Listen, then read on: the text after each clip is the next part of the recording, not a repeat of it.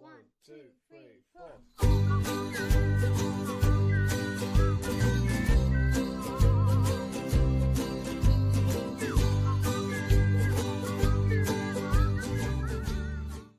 Mga guys, welcome to our another vlog. Ngayon tatanggalin natin ang upuan ng Fortuner sa likod.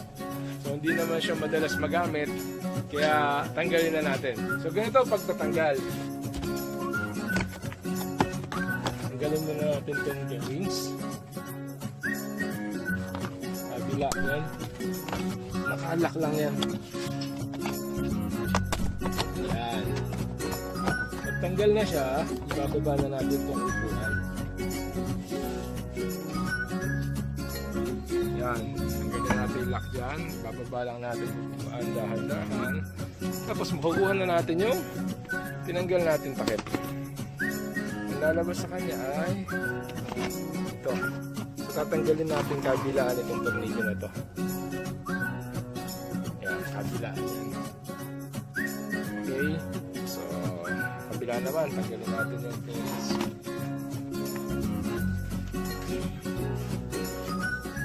Brad, kumuha ka na ng pambihit mo dun.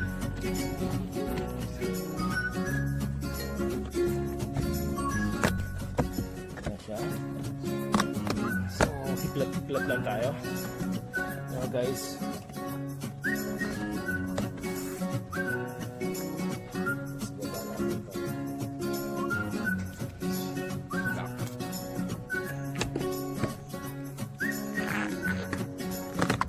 Yan, tagal na. Ganun lang po kasi ito. Okay, video.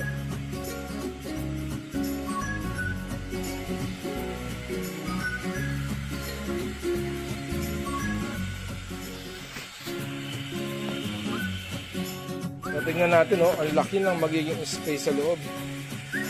Yan. Nakakagilin, oh. Magkagilin na yung gilid. Nakakaskas ng upuan, lalo kasi nakangad lang yan eh.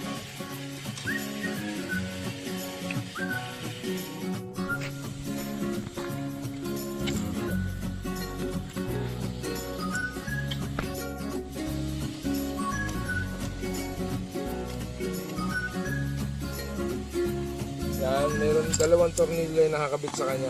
Yung kabila naman. Ikabit mo muna yung tornilyo. Kabit mo muna ang bagya. Sabay-sabay mo nang tatanggalin. Maglagyan na siya ng bagya. Iikot mo ng bagya. Para alala yan.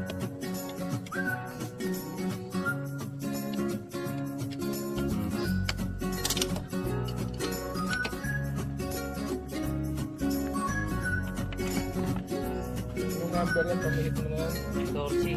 14. 14.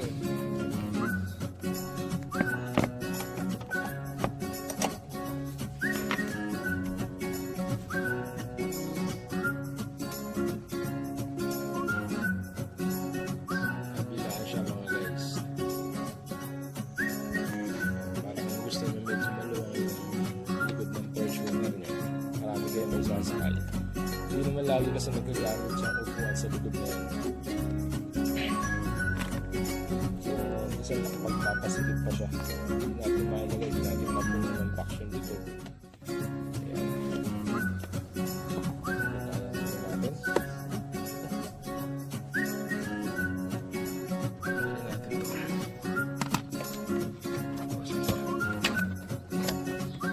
Ayan. Dito naman meron tayong isang tornilyo pa. Ito naman guys.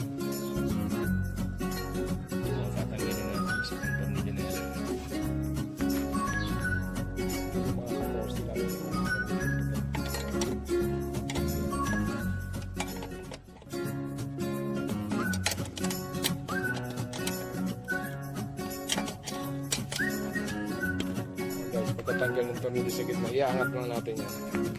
Angat. Yan. Ang haba pa lang naman yun.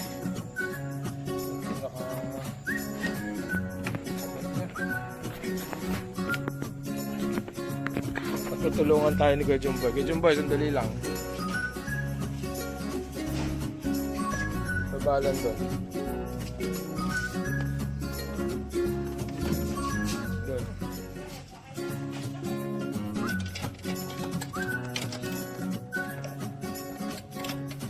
Tapos natin yung mga tornilyo na tinanggal natin. Tapos ikakit natin ito. Hulahin natin yung lock sa baba.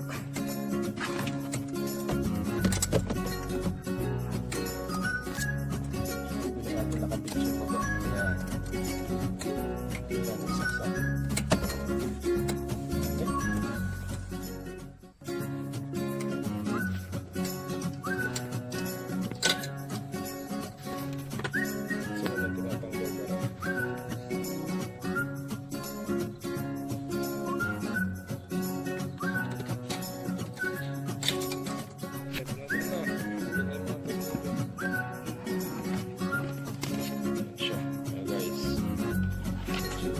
At tatanggalin na natin ang last part.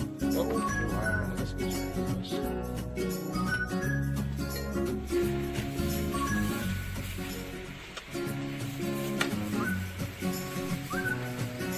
So, ayan mga guys. Ayan, kitang-kita yung mga white na chassis natin. Fortuner. So, gagawin natin ang paraan yan. At magpapatahi tayo. Yan po ang gagawin natin, magpapakat doon sa may freedom chassis para pag-simula, para maganda naman tignan pagkainangat natin. Hi ka naman, hi. Hindi naman pasukan natin. Nakapanood mo ito sa ano.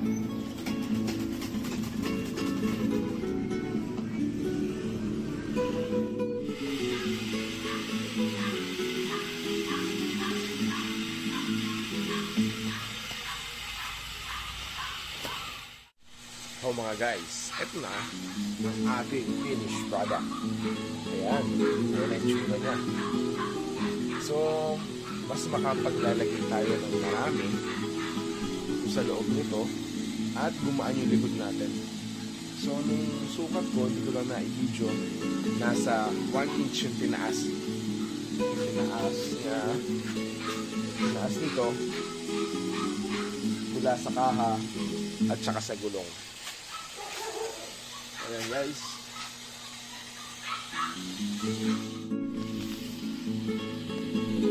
Ayan guys, papakalubang para tayo nagkaroon ng pick-up nito. At hindi mababasa yung mga sakay natin sa likod. So, napaka-spacious na talaga.